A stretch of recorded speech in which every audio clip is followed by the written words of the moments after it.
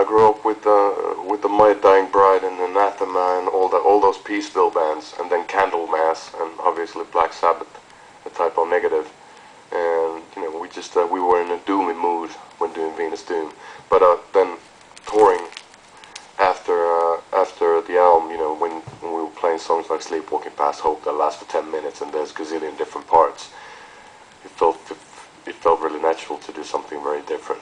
More maybe in the Razorblade Romance way, like bigger choruses and, you know, shorter songs and all that. And I don't know, it happened fairly naturally. I had a few songs we went to the rehearsal place. That's how they turned out. Like Saint Valentine was the first one we started playing, and then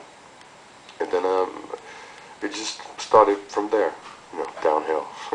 And you know, meeting with Matt Squire, the producer, it's just he loves big melodies and so do I. So we had the kind of like the idea of trying to mix Depeche Mode with the Cult, have a big American rock sound combined with like Kraftwerk, weird like really late 70s, early 80s kind of synths, and then my peculiar vocals on top.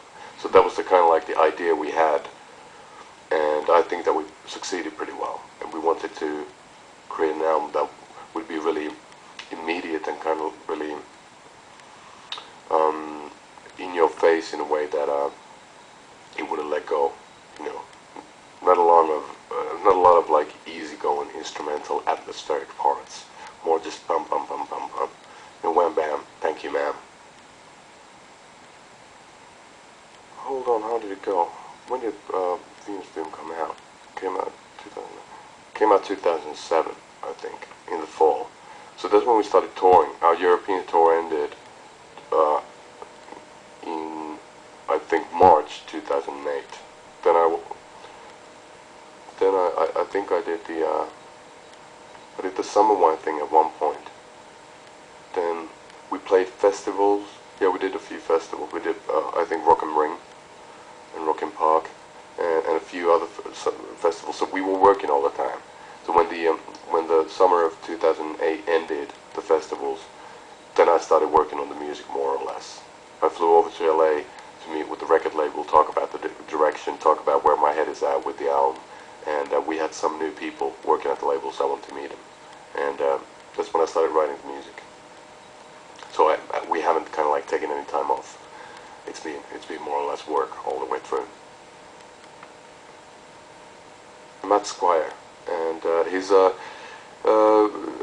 had the opportunity of meeting a few producers in America. We discussed with Tim Palmer, who's produced a lot of stuff for us in the past, that it's not necessarily the wisest idea to do, or decision to do the same old again. We wanted to try out something different, and I met a few people, and then Matt was the only guy who came in after listening to our demos, came in with tons of notes about each and every song, little tiny details, like one word.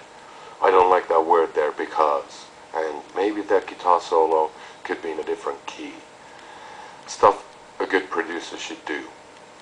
You know, just give ideas, because as a band we'd be working on the stuff for such a long time that we couldn't see the forest from the trees, and you know, we couldn't just see the big picture. So he came in here, he had really good ideas, and he's he was born 76, I was born 76, so we both grew up listening to the same kind of music. But he lived, when he was a kid, he lived in Washington DC, and I lived in Helsinki, so that's the difference, like the 4,000 miles in between, and you know, we just got along really well. We liked a lot of the same stuff. He grew up listening to Bad Brains and Depeche Mode, and I was listening to a lot of Bad Brains and Depeche Mode and Sonic Youth and Husker Du, and a lot of alternative guitar bands, and you know, he did a lot of pop albums, so we weren't sure whether he's able to pull off a good rock album. But then we heard the new Used album he had produced, and that's a pretty heavy one. So we knew that he's got the he's a rocker at heart. He did a Fever You Can't Sweat Out by Panic at the Disco. That like big first album. Then he's done like 303, Don't Trust a Hoe. That's a big hit in America.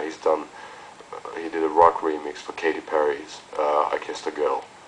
So he's really been in the pop world, for Cutie, and a lot of altsy, poppy bands, and I like the fact that he loves big choruses and big melodies, because I grew up with, you know, that kind of music, the 80s rock and roll. It was all about being really big sounding, so so it worked out really well. It's a good combination of different things. We always keep on fucking around with the ideas for a long time. I had a couple of songs, a song called Disarm Me with Your Loneliness, and the song Catherine Wheel I had for a couple of years, more or less, the basic ideas for the songs. They just didn't fit on any of the hymn albums before, and they just didn't feel right, and we couldn't get them to work. So basically what we did was I sat back home with an acoustic guitar, got the basic ideas, the melodies, the chord structures, the riffs down, and then we went to the rehearsal place, started jamming the ideas and changing tempos, changing keys, figuring out little stops and breaks and accentuation of things and the dynamics of the songs, and we did that for about, well, 7 months. So we demoed at the rehearsal place. I've got a Pro Tools set up, so we were demoing that stuff, like each and every song was demoed maybe 4 times. And so we were really ready when we went into the studio. A lot of times, you know, when you go into the studio, it takes a while to get the songs right. This time around, we had done our homework, so to speak. So it was pretty fast. The actual recording of the album was like, what, 9 weeks.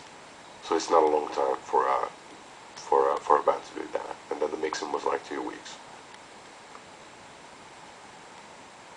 No, that was done in Los Angeles, because Matt just moved over from Washington DC to LA less than a year ago, and he'd work at a studio called Bel Air, a little studio but with shit tons of old instruments and old amplifiers and really good mood, a bit like a gothic looking place. It had like chandeliers and you know, crimson velvet curtains and stuff like that. It was a really nice, really comfy, really tiny place, kind of in the middle of nowhere. Yeah, the mixing was done by a guy called Neil Avron, who did the last Linkin Park album, and he produced and mixed all the Fall Out Boy stuff. And he's a really in demand, great guy, but really good, I think, rock mixer.